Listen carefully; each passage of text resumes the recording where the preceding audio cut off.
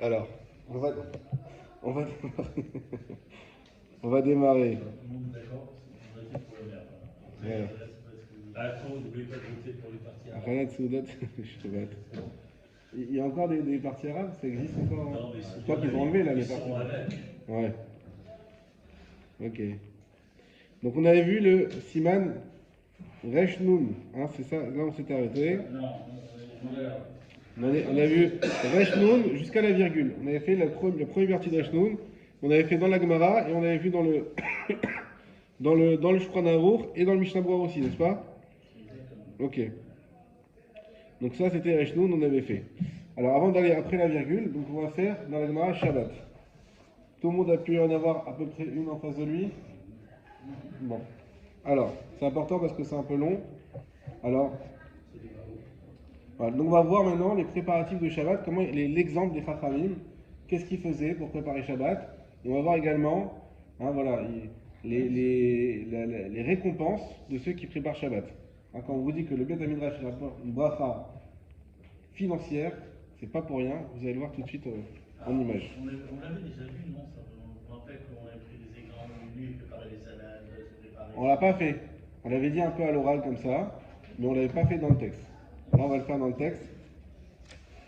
Peut-être tu l'as déjà vu ailleurs, c'est pour ça que tu t'en rappelles. Mais c'est vrai que c'est.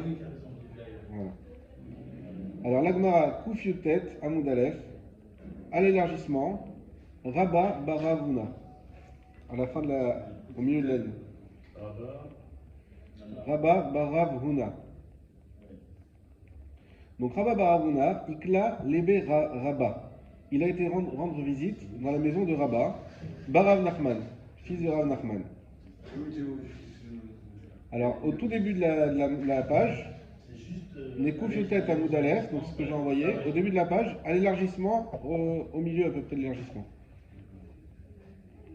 Tu l'as trouvé? Oui. Rabba Baravuna, Ikla Lebe Rabba, Bar Rav Nachman. Donc, c'est deux personnes qui s'appelaient deux Rabba, ils avaient le même nom. Un qui était le fils de Ravuna, l'autre qui était le fils de Rav Nachman. Donc, il a été voir Rabba Ravuna, il a été voir son ami Rabba Rav Nachman, qui voulait Tlat Saave Tarié. Lui, il lui a approché 3 pains huileux. À Marley, il lui a dit Mi ava yedaitoun de atia. Est-ce que tu savais que j'allais venir? Donc c'est-à-dire que lui, il a vu arriver devant lui des très beaux pains. Alors huileux, ça veut dire qu'il était apparemment ceux qui étaient là hier, on a eu les pains huileux, voilà, mais les bons pains huileux. Donc on est au restaurant, on a fait un petit truc hier pour. Alors c'était des pains, non, c'est pas maisonnette, t'as raison, ça pourrait, mais c'est juste que sur la surface, il y a un peu d'huile comme ça et ça donne. C'est un bon goût, c'est un pain qui était très bon. Et donc lui, en fait, il a été le voir un peu sans prévenir, hein, on avait dit, et c'était Shabbat, évidemment, c'est le contexte de Shabbat. Imaginez-vous, vous êtes vendredi 2 heures avant Shabbat, et là, il y a quelqu'un qui tape à la porte. Bonjour, on est 8. Hein? Oui, c'était vendredi. On est 8, surprise. Voilà, c'est ce qui s'est passé. Et là, qu'est-ce qui sort? Au lieu de dire ah, comment on va faire? Il dit mais ça tombe très bien. Et il sort une table de Shabbat de folie. Il dit mais d'où tu savais que j'allais venir? T'es un prophète ou quoi? Il lui a répondu à Moulé, il lui a dit Mi adifat l'adminé, est-ce que toi t'es mieux que lui? En parlant du Shabbat. Tu crois que c'est pour toi que j'ai fait ça? Mais moi je fais ça tout le temps pour Shabbat. Est-ce que toi tu crois que t'es mieux que Shabbat? Aujourd'hui c'est quoi? C'est Shabbat? T'es surpris que je fais des pains de fou? Mais c'est normal, c'est Shabbat. C'est pas pour toi que je l'ai fait. Est-ce que toi tu crois que t'es mieux que le Shabbat pour dire que c'est pour toi que j'ai fait ça? Alors ça nous met un peu dans le contexte. Rabbi Abba Zavan Betlesar Astiré Pshité.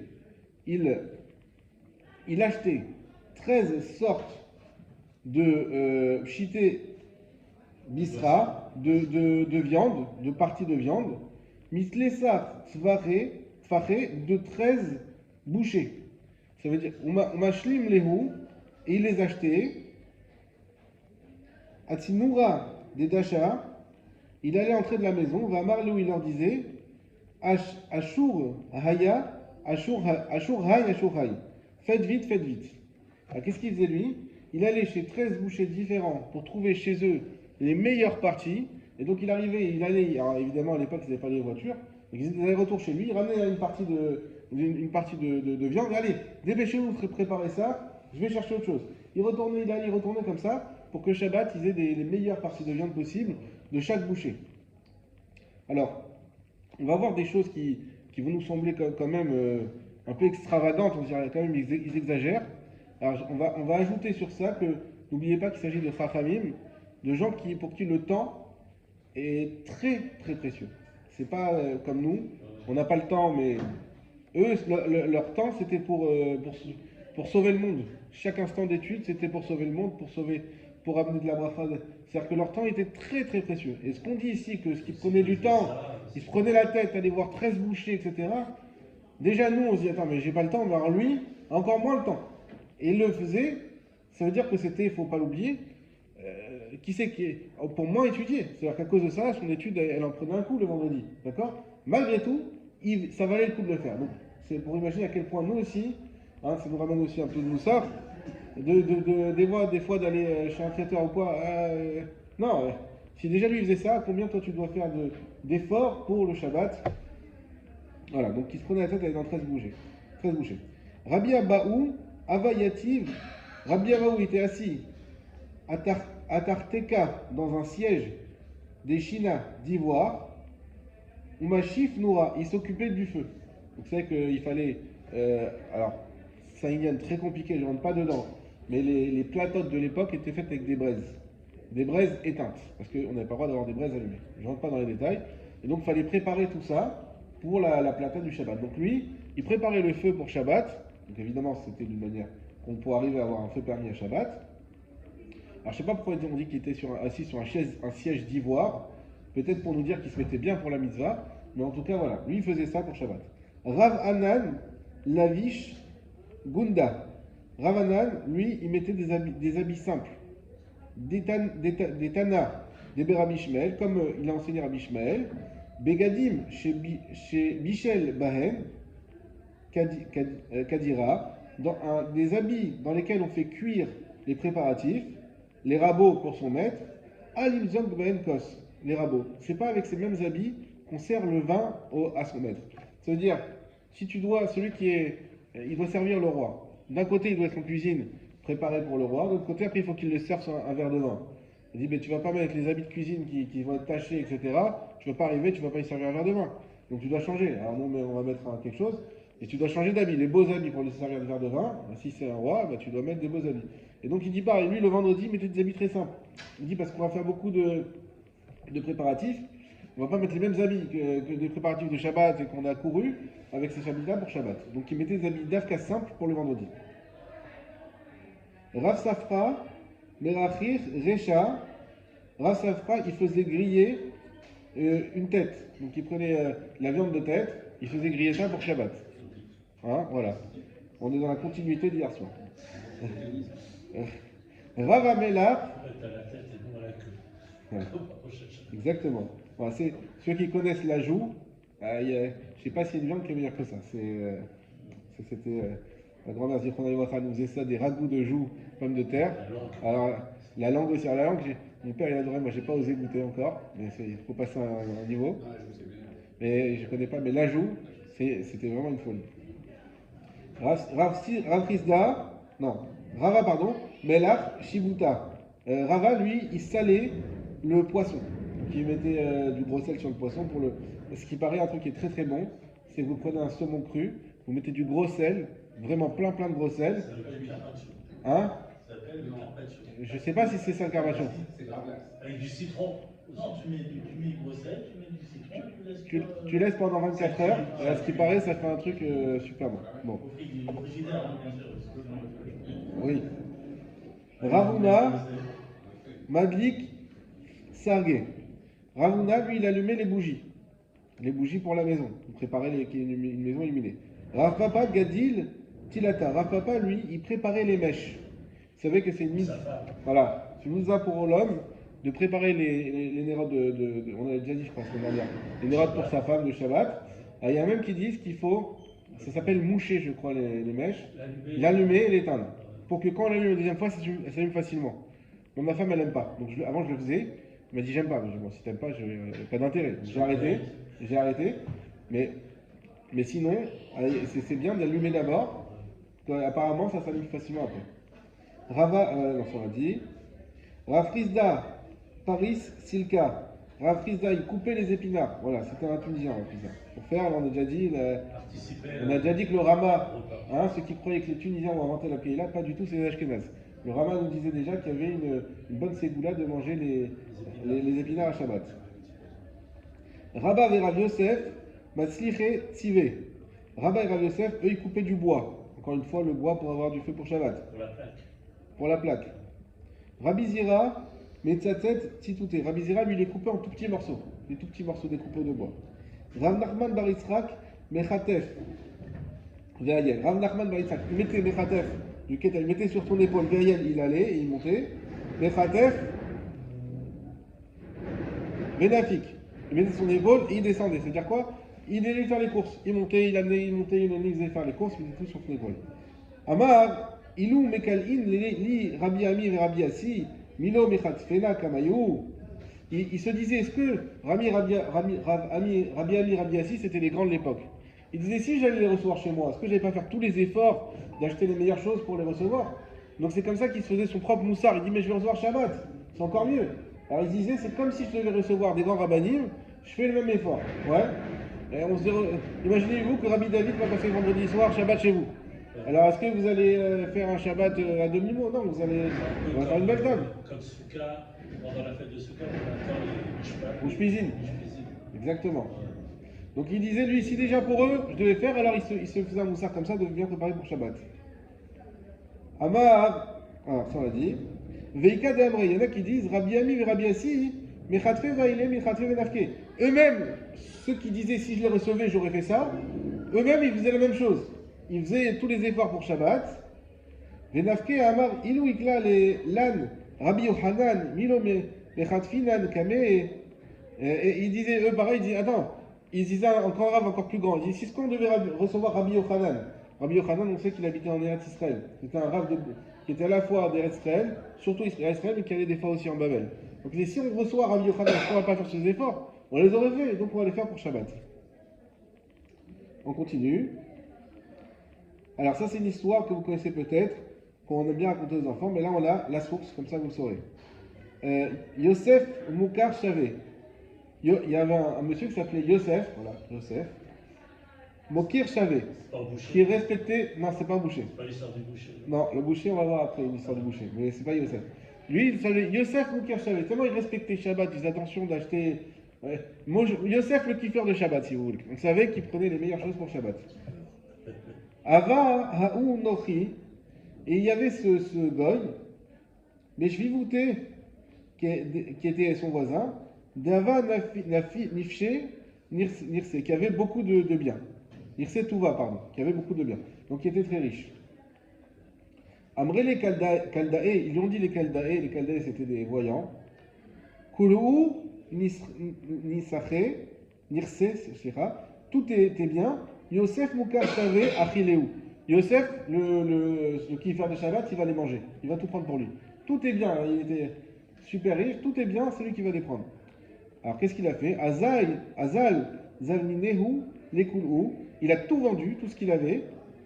Nirse, Zavan Behu Margenita.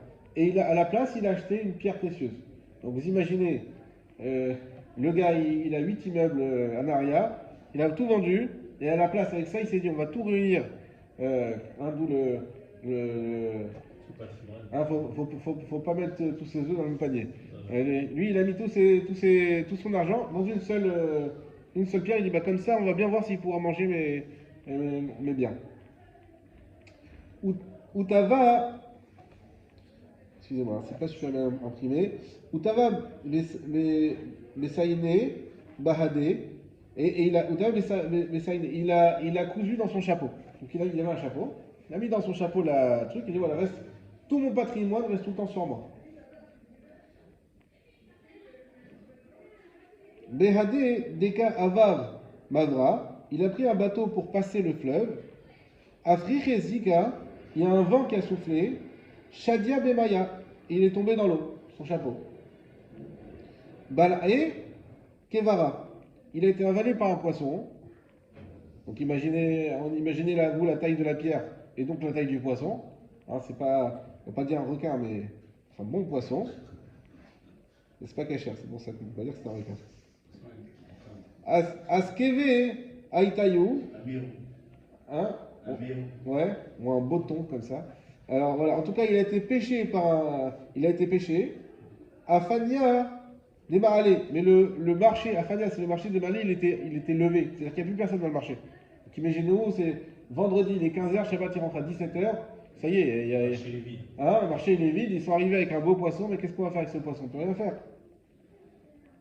Des Mahalé, Shavta. Il était vide à cause de Shabbat. Amré, ils lui ont dit, Manzavin, qui acheta. À qui on peut vendre ça maintenant? Le poisson, c'est frais, soit tu le vends, soit c'est fini. À qui on peut le vendre? Après, les Ozilé, Amtaïvou, les Gabé Yosef, Mokir, Chavé. Et il dit, on en connaît un, c'est lui, il est seul qui peut vous acheter à cette heure-ci, c'est Yosef. Même si sa femme l'a déjà tout préparé, et il dit, écoute chérie, là, on a trouvé une pièce magnifique, on recommence à zéro. Des Hagil des Avim, parce que lui, il a l'habitude d'acheter des choses pour Shabbat. Un petit You, Nihale. Alors, ils lui ont emmené, Zviné, ils lui ont vendu, Karé, lui, il a ouvert le poisson pour le vider. Ashkarbe Marginata, il a trouvé dedans l'euro million. On dit qu'il y a 100% des gagnants qui ont joué, lui sans jouer, il a gagné. Zvine Betlessar, il l'a vendu, Betlessar ayalité pour 13 étages des dinarés des Dahava, 2 dinars d'or. Donc il a rempli un immeuble Kochav que de pièces d'or. Imaginez-vous, en vendant cette pierre précieuse, ce qu'il a. Alors, il n'a pas donné à Tefilal et David, mais bon, il a rempli un immeuble d'or. Pagabé Aoussaba, il a rencontré ce vieux. Alors, quand on dit Aoussaba, on va dire cet ancien, en général, c'est Eliaouanavi. Amar, Man de Yazif Shabta, il lui a dit, Man de Yazif Shabta, celui qui emprunte pour Shabbat, par Shabta.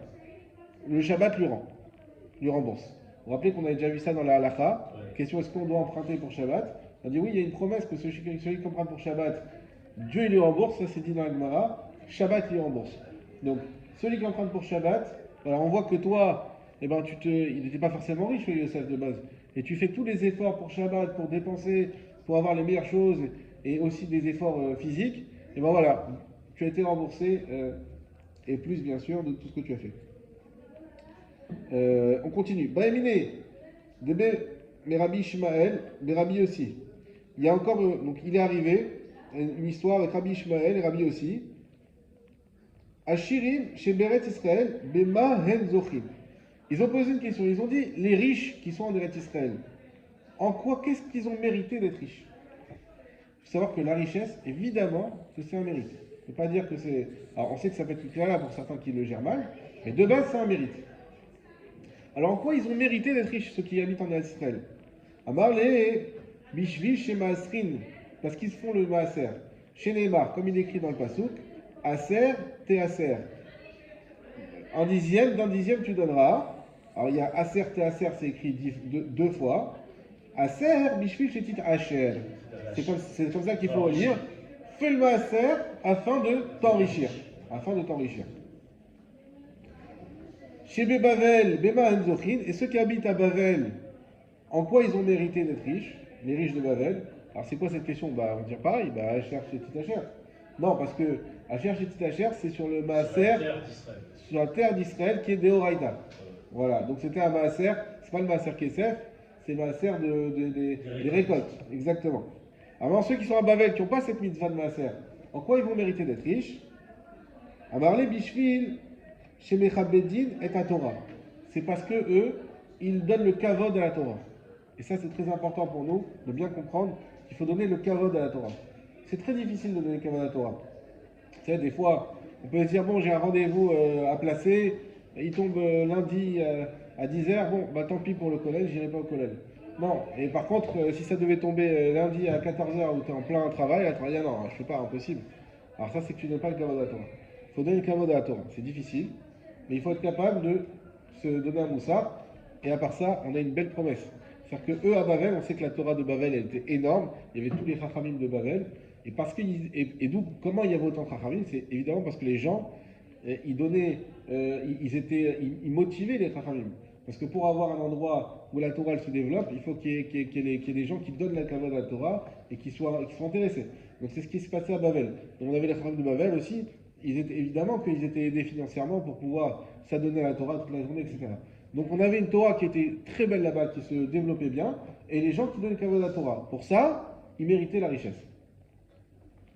Beshar Artsot, Bameh Zochim, et dans les autres endroits, dans les autres terres où c'est pas comme à Bavel où il y avait des grands chachamim, etc.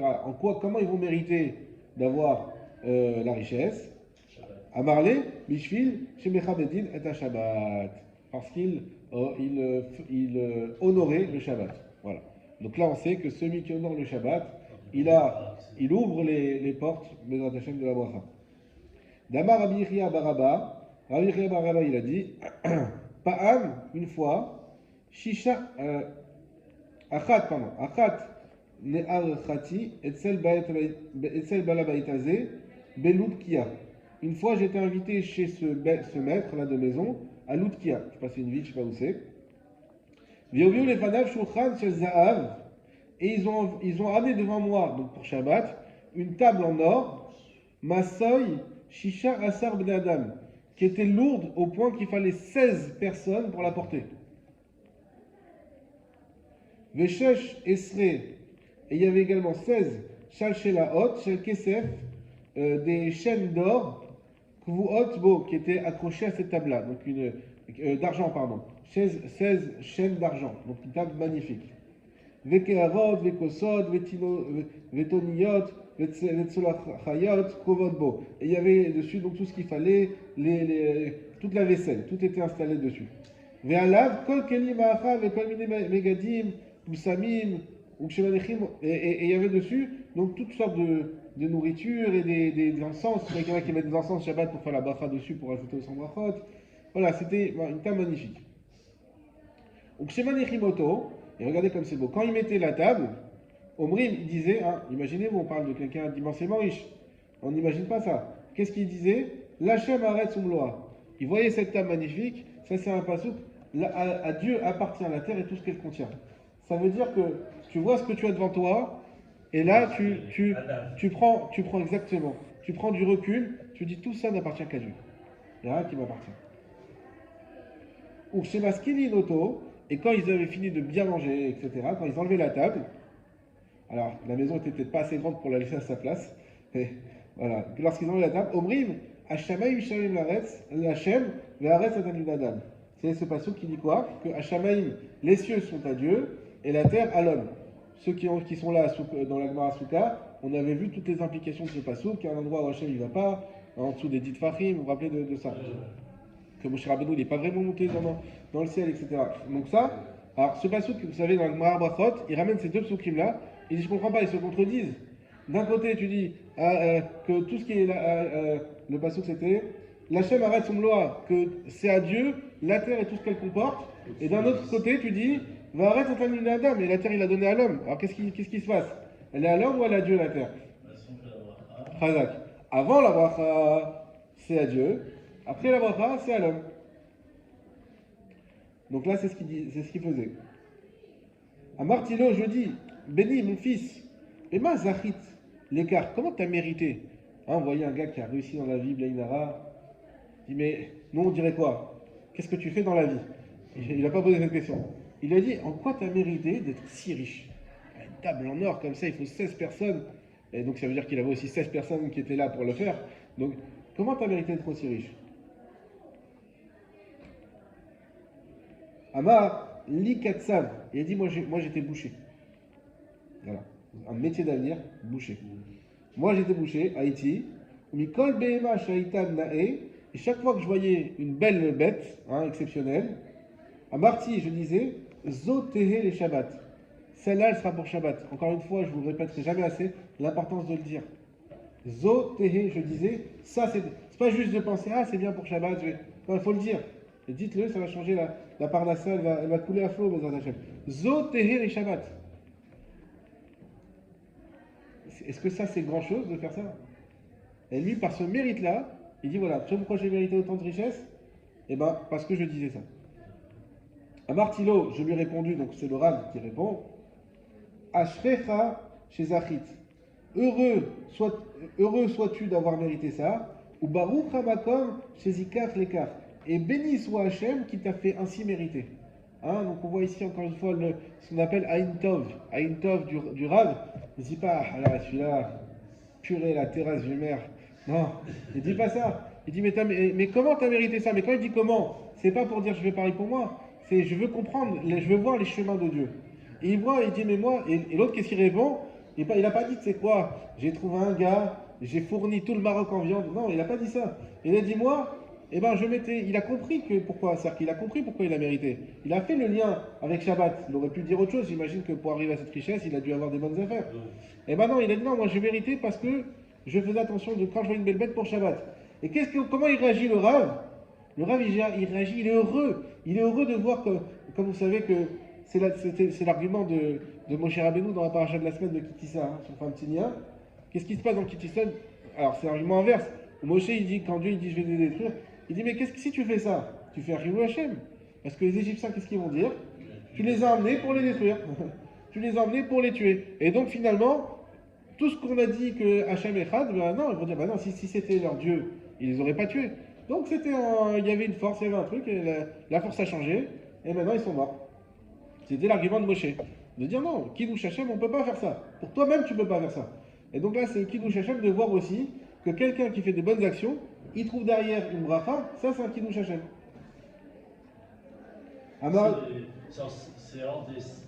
Ça fait partie des peu de cas où la récompense elle est sur terre, quoi, elle est immédiate. Exactement. Dans le là-bas.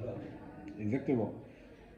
Amarle Kessach les Rabbi Yoshua. Alors vous savez que Rabbi Yoshua était très proche de César, et parce qu'il était très intelligent, donc il était un peu conseillé. Donc il a dit à Rabbi Yoshua, Ben Chanina, Mipnema Talshish Shabbat Recho Nodaf. Il dit pourquoi les plats de Shabbat, l'odeur, elle est excellente. Hein, comment on dit? Recho Nodaf. Nodaf, Dafina.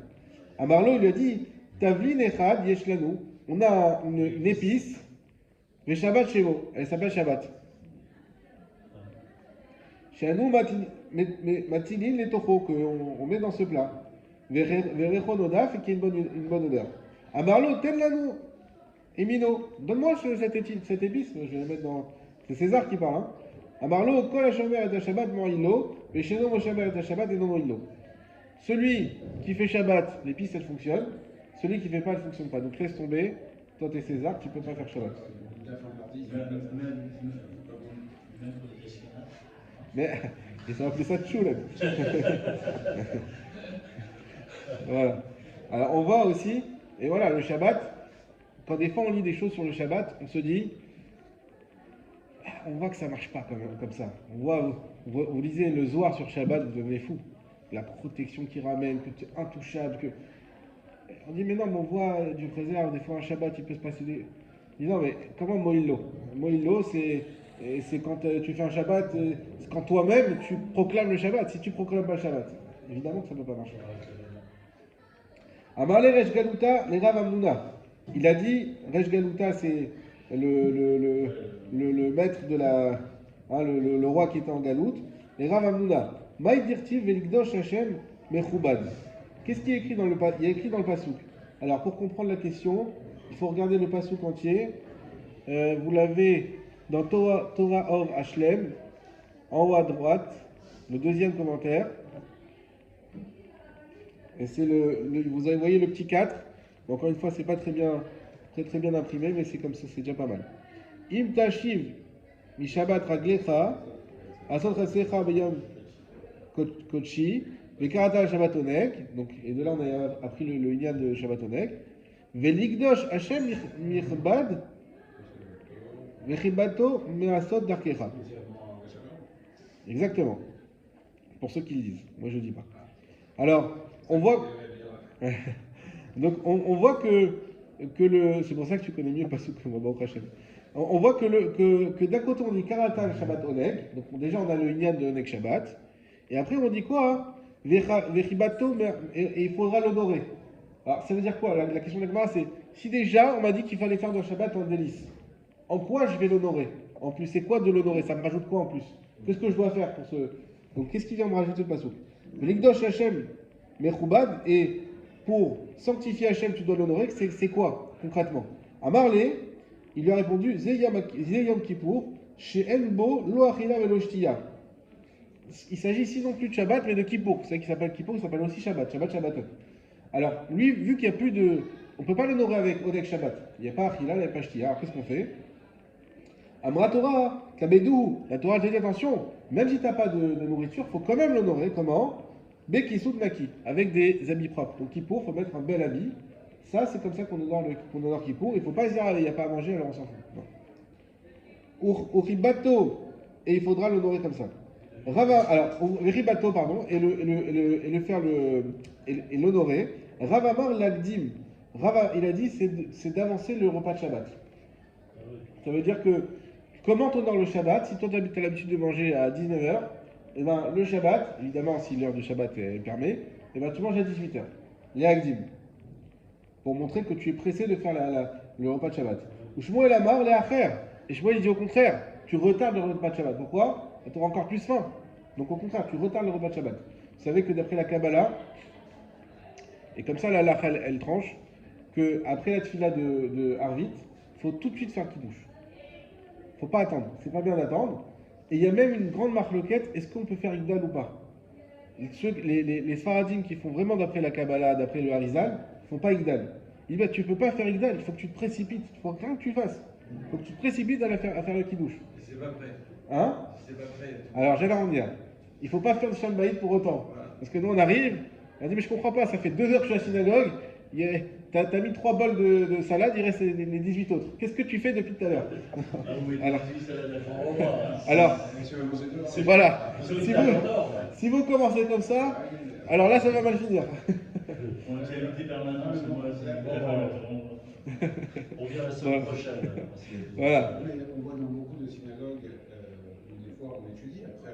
C'est une vraie chéla, et c'est pas évident. Il y en a Nachon qui étudient. Alors il y en a qui vont dire oui parce que c'est un bon moment pour étudier parce que les gens ils sont là et qu'on les a attrapés et donc ils veulent. Et généralement le Dvar Torah c'est pour ça qu'on le fait avant le Kaddish.